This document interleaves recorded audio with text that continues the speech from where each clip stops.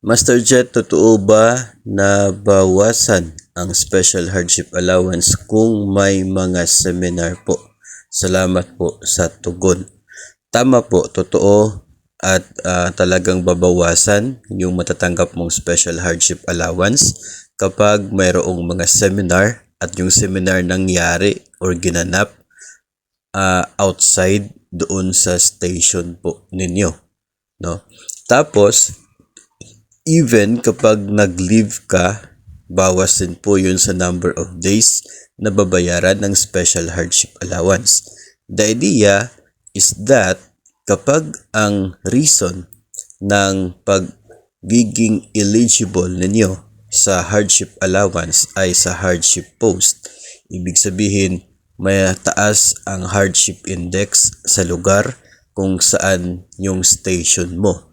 So kung nag-seminar ka, hindi ka naka-duty sa station mo, so hindi mo naranasan yung hardship index sa school, sa station, o kaya kapag nag-leave ka, hindi ka naka-duty sa station mo na eligible for the hardship allowance, kaya bawas talaga siya doon sa number of days na babayaran ng SHA.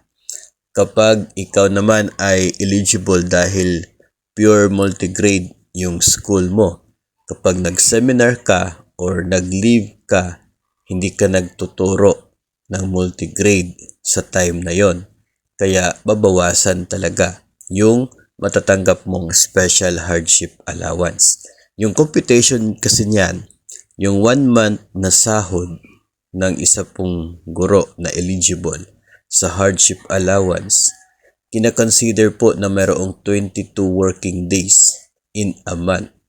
So, yung basic salary mo divided by 22, yun ang magiging per day, no? Tapos 25% niyan, yun ang per day na hardship allowance. Kapag mayroon kang seminar na 5 days, so instead of 22, 17 na lang yung ma-avail mo. Kung mayroon kang leave, ibabawas din doon sa 22. So, ganun po yung paraan niya, no? Kung gusto pong malaman more related sa special hardship allowance, pwede po ninyong i-check ang DepEd Order number 39 series of 2021.